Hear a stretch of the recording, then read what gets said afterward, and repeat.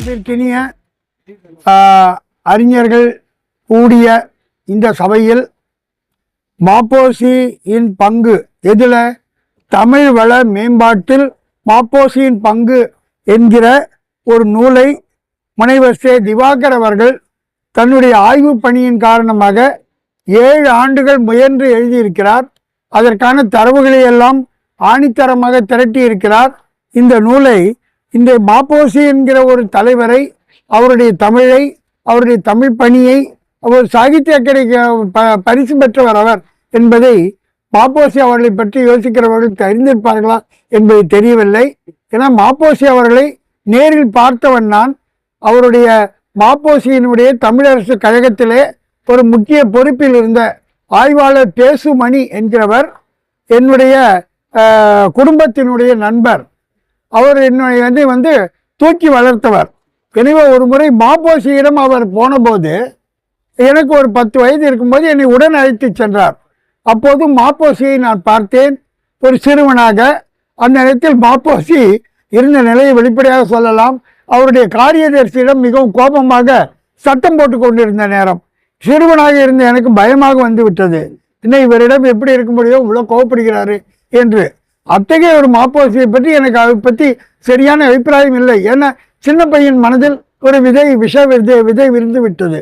ஆனால் பிறகுதான் அவருடைய நூல் ஒன்றை நான் படிக்க நேர்ந்தது. நான் ஒரு கல்லூரியில் படிக்கும்போது கட்டபொம்மனை பற்றி வீரபாண்டிய கட்டபொம்மன் என்கிற ஒரு புத்தகத்தை நான் படித்தேன். அதை படித்த உடனே என்னை இந்த ஆய்வு இலக்கியத்திலே என்னை ஊக்கப்படுத்திய என்னுடைய அத்தை மகன் ராஜேஸ்வரன் என்பவர் உடனே இன்னொரு புத்தகத்தை கொடுத்தார்.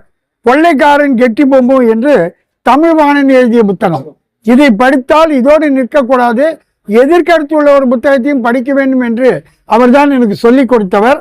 அவ்வாறு ஒவ்வொரு புத்தகத்தையும் படிக்கும்போது அது எதிர்கருத்து சொல்லும் புத்தகத்தை தேடி படிக்கும் பழக்கத்தில் ஆளான எனக்கு மாப்போசி அவர்கள் எழுதிய ராமலிங்க வள்ளலாருடைய பக்தன் நான். ராமலிங்க வள்ளலாரையும் பாரதியாரையும் தான் என்னுடைய இழுப்பறைகளை வைத்து கொண்டு படித்து கொண்டிருந்தவன்.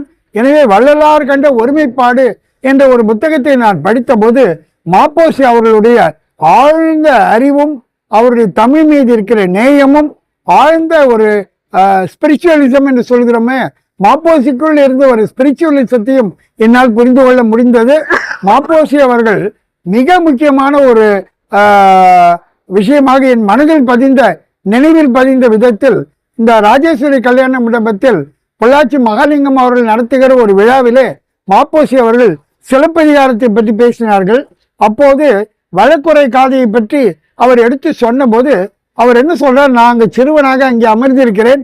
அவர் சொல்ற, இதோ நிற்கிறான், இதோ வருகிறாள் கண்ணகி, அதோ நிற்கிறார் அமர்ந்திருக்கிறார் கோவல் அரசன், இதோ வாயில் காப்பான் அப்படின்னு அதை அப்படியே ஒரு பெரிய ஒரு திரைப்பட காட்சி மாதிரி தன்னுடைய பேச்சில அந்த சிலப்பதிகார வழக்குரை காதையை அவர் காட்சிப்படுத்தி காட்டிய போது எங்களுக்கெல்லாம் சிறுவனாக இருந்த எனக்கு சிலப்பதிகாரத்தை படிக்க வேண்டும் என்று தோன்றியது.